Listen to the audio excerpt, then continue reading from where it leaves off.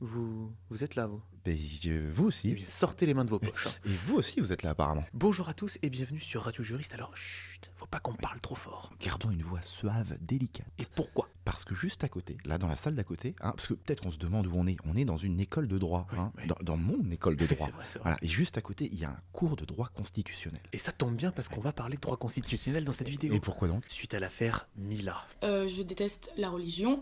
Le Coran est une religion de haine. Il y a que de la haine là-dedans. Alors tout le monde en a entendu parler, j'imagine. Ça fait le buzz en ce moment. Alors que ça s'est produit le 18 janvier dernier. Ça Mais fait quand c'est même ça, longtemps. mais les buzz, c'est toujours... L'islam, c'est de la merde. C'est ce que j'en pense, moi. Je dis ce que je pense, putain. Qu'est-ce que c'est cette affaire finalement? C'est une jeune femme de 16 ans Oui. qui était sur Instagram comme ça, qui a fait une story et qui a critiqué l'islam. Votre religion, c'est de la merde. Votre Dieu, je lui mets un doigt dans le trou du cul. Merci, au revoir. Et le problème, c'est que suite à cette vidéo, elle a reçu énormément de messages de haine, d'insultes et même de menaces de mort. Vous m'insultez et vous me menacez de mort. Vous êtes bon qu'à ça. Vous avez pas d'éducation. Vous êtes nuls. Vous servez à rien. Putain, vous... Ah, j'ai pas votre temps. Je suis désolée, j'ai pas votre temps. Je m'en vais. Allez, au revoir. Pourquoi? Eh bien, tout simplement parce que dans sa vidéo, pour certains, elle blasphème. Et pour ces mêmes gens, le blasphème serait interdit en France. La France est divisée. Charlie Hebdo a même publié mardi un sondage. Alors la question était, êtes-vous favorable à ce droit de critiquer, même de manière outrageante, une croyance, un symbole ou un dogme religieux? Et alors les résultats? 50% favorable, 50% pas favorable. Est-ce que vous avez été sondé? Moi non, mais j'ai Non. jamais été sondé. Eh bien, méfiez-vous, parce que vous approchez des 40 ans, et à 40 ans, vous allez vous faire sonder pour votre première coloscopie. Suite à cette excellente blague de la coloscopie, quelle est la problématique de votre dissertation? Eh bien, c'est vrai que cette affaire, Mila, si on peut l'appeler une affaire, soulève plusieurs questions juridiques, parce que nous, ici, on ne parlera que de droit. D'abord, le blasphème est-il un droit en France, aujourd'hui? Oh. L'a-t-il toujours été? L'est-il aujourd'hui? C'est plusieurs questions que l'on a le droit de se poser. Concernant l'affaire Mila, plus particulièrement, est-elle condamnable? Est-elle dans son droit? A-t-elle outrepassé la liberté d'expression? Nous allons y répondre de la façon suivante. Alors, deux parties, j'imagine, rassurez-moi. Oui, deux parties. Évidemment. Dissertation juridique, deux parties, Oui. pas trois. Dans une première partie, nous envisagerons de façon juridique le blasphème, sa définition, son cadre juridique, en France, cadre spatio-temporel, en France, au XXIe siècle. Oui, comme ça c'est clair. Dans une seconde partie, nous nous intéresserons à la liberté d'expression, et notamment au fait de savoir si Mila a outrepassé cette liberté. S'il vous plaît, Basile, Oui. parlez un peu moins fort, il y a vos élèves qui travaillent juste à côté. Excusez-moi. Pour Alex et Lex. Homo homini lupus est. Eh bien, pendant que vous buvez, je souhaitais un petit peu parler du blasphème. Une définition officielle. Alors, ça risque d'être très très chiant. Chiant, qu'est-ce que le blasphème? C'est une parole ou un discours qui outrage la divinité, la religion, ou ce qui est considéré comme respectable ou sacré. Le blasphème est à distinguer du sacrilège. Il y a un distinguo, quoi. Oui. Le premier consiste en des paroles, le second en des actes. Exemple d'un blasphème, allez-y. Moi? Oui. Alors, Bouddha, c'est un Bouddha. C'est un blasphème? Oui. Bouddha, c'est un Bouddha. Donc ça, c'est un blasphème. Oui. Voilà. Si par contre, vous volez une statue de Bouddha dans un temple, c'est un sacrilège. Oh. Oui. Alors, on sait ce que c'est un blasphème, mais alors du coup, en France, c'est interdit? Non, ce n'est pas interdit. Aujourd'hui, au XXIe siècle, en 2020, le blasphème n'est pas interdit en France, mais cela n'a pas toujours été le cas. Il faut attendre les philosophes des Lumières pour faire admettre qu'il n'appartient qu'à Dieu seul de se venger de ce qu'il considère comme une offense. Concrètement, il faut attendre le 26 août 1789 pour que soit adopté le principe de liberté d'expression et que le blasphème soit aboli dans le premier code pénal de 1791. 91. Vous l'avez. Je l'ai. Alors, il me semble justement que la France a été la première nation ever à dissocier aussi nettement le droit et la religion. Cocorico. Tu l'as celui-là? je l'ai. Ce principe a été confirmé près d'un siècle plus tard via la loi relative à la liberté de presse de 1881. 81. Je l'ai. Vous l'avez. Alors, que dit cette loi? En gros, cette loi, elle nous dit qu'en France, il est possible de critiquer, voire d'insulter une religion. Mais il est en revanche interdit d'insulter les adeptes d'une religion. Alors, par exemple, si je dis Bouddha, c'est un boudin. Eh bien, vous insultez Bouddha. Par contre, si vous dites que les bouddhistes sont tous des boudins, là vous insultez les adeptes. Les adeptes. Cette loi du 29 juillet 1881, 81. en son article 29, vient aussi codifier la diffamation. Selon elle, toute allégation ou imputation d'un fait qui porte atteinte à l'honneur ou à la considération de la personne ou du corps auquel le fait est imputé est une diffamation. Vous avez compris? Non, vous avez compris? Parce que c'est un peu j'ai c'est compris. costaud là. Oui, Là, moi ouais. j'ai compris. Oui. ouais. Bon, eh bien, prouvez-le. Eh bien, je vais vous le prouver.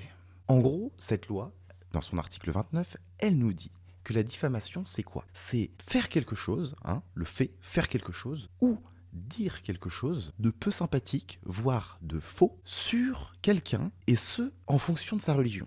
Est-ce que vous avez compris? Alors là, c'est un peu plus clair, mais j'aimerais beaucoup un exemple. Eh bien, par exemple, vous êtes bouddhiste. Oui. Eh bien, comme vous êtes bouddhiste, je vais vous diffamer. De toute façon, vous, les bouddhistes, vous avez tous des petits boudins dans le pantalon. C'est bien connu. Ça, c'est une C'est diffamation. de la diffamation. Et c'est de la diffamation qui se repose sur la religion. Cette loi vient nous dire aussi que les provocations à la discrimination, à la haine ou à la violence sont punies par l'article 24. Oui. Le 24e. Mais le 24e, puni de 5 ans d'emprisonnement et de 45 000 € d'amende. Pour ceux qui auront provoqué à la discrimination, à la haine ou à la violence, à l'égard d'une personne ou d'un groupe de personnes, À raison de leurs origines ou de leur appartenance, ou de leur non-appartenance à une ethnie, une nation, une race ou une religion déterminée. Conclusion de la première partie. Alors, premièrement, on a vu que le délit de blasphème n'existe plus en France. Il a existé, mais il a été aboli dès 1789. De plus, en 1881, la loi relative à la liberté de presse est venue préciser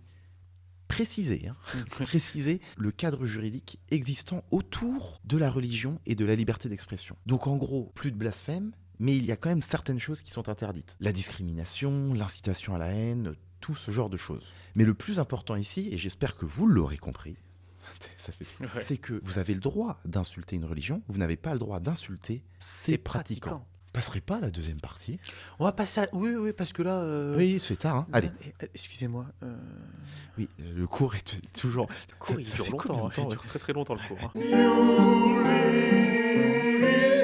Institut personnel. Revenons à l'affaire de Mila, Oui, plus précisément. oui, oui. Ça vous dit? Mais oui, Oui. qui est-ce qu'elle a critiqué finalement? Oui, parce que là, il s'agit de savoir, non pas si elle a blasphémé, puisque ça, c'est pas interdit, mais si elle a diffamé, insulté les pratiquants de la religion musulmane. Je déteste la religion.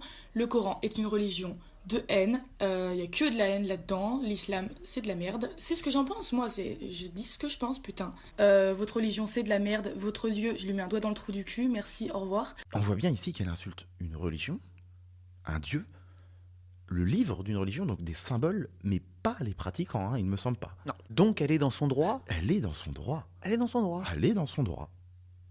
Mais alors, on peut quand même se poser la question, et j'ai vu sur les réseaux, que la question qui revenait souvent, c'est peut-être qu'elle a le droit, mais est-ce que c'est quand même pas malsain ce qu'elle fait? Elle le fait d'une certaine manière. Vulgaire. La liberté d'expression a-t-elle des limites finalement? Oui, toujours la même question. Toujours. Toujours la même question. C'est Toujours, dingue, hein. toujours, ouais. Eh bien, au risque de nous répéter, quid de la liberté d'expression en France? Dans certains cas, cette liberté est abusive et ces cas sont définis par la loi. Parmi ceux-là, comme nous l'avons évoqué plus tôt, la diffamation et la calomnie. Exemple de diffamation, s'il vous plaît, sans citer Bouddha. Oh, qu'est-ce que vous avez mauvaise haleine? Quel jeu d'acteur, oui. Diffamation ou calomnie? Dans le doute, vous savez, on n'est jamais trop prudent. Allez-y. Et l'injure aussi. Exemple, vous êtes un tas de merde. Non, mais si. Ah oui, carrément. Oui. Ou encore l'appel à la haine ou à la violence, et notamment l'apologie de crimes contre l'humanité, les propos racistes ou homophobes. Donc dans tous ces cas, on comprend bien que la liberté d'expression, elle n'existe plus. Ça, c'est des cas prévus par la loi, déterminés par la loi, et dans ces cas-là, on ne peut pas dire « Ah, au nom de la liberté d'expression, dis donc, Martin, vous êtes un tas de merde et vous puez du bec. » Oui, d'accord, c'est bon, on a compris. Oui, vous avez compris? J'ai compris. Ouais, bon. Ouais. Donc la liberté d'expression telle qu'elle est conçue par le droit français, important, ne permet pas d'appeler à la mort d'autrui, à la haine contre un groupe ethnique, national, sexuel ou religieux. Elle permet en revanche Pervenche. de dire tout le bien ou le mal que l'on pense d'une religion ou d'une divinité. Un exemple, un exemple encore. On a une belle jurisprudence ici. Ah. La jurisprudence Charlie Hebdo. Avec la caricature de Mahomet. Oui, effectivement. En 2007, Charlie Hebdo, le célèbre journal, se voit intenter un procès. Et les juges sont venus consolider un petit peu ce qu'on dit depuis le début, puisqu'ils ont jugé que Charlie Hebdo était dans son droit.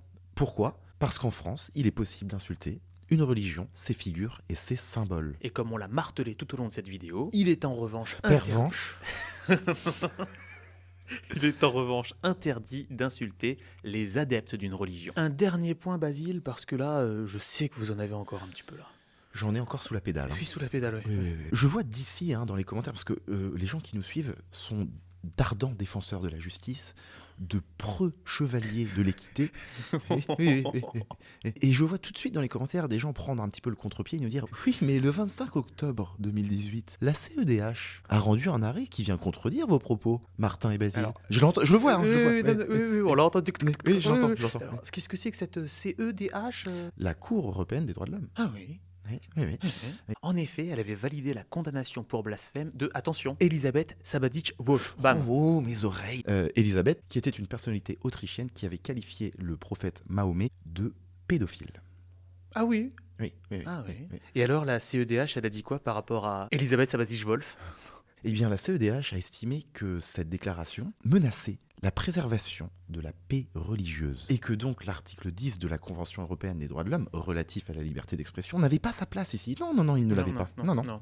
Donc, normalement, liberté d'expression, elle a le droit de dire ça, mais là, la CEDH, elle l'a condamné. Oui, parce qu'ils ont invoqué un autre fondement qui est celui de la préservation de la paix religieuse. Et alors, je vous entends déjà me dire, oui, mais alors, Basile, pourquoi en France ce n'est pas le cas? Oui, c'est vrai ça. Pourquoi? Oui. Voilà, C'est le cas en Autriche, mais pas en France. Oui. Eh bien, purement et simplement parce que la préservation de la paix religieuse n'a pas sa place en France. En effet, cela ne peut concerner en aucun cas l'État français qui est tenu à une neutralité totale vis-à-vis des différentes religions présentes sur le territoire national. Pourtant, la France, c'est en Europe. Oui, mais la France est un État laïque, contrairement à certains de ses voisins européens. You're listening Radio Jurist.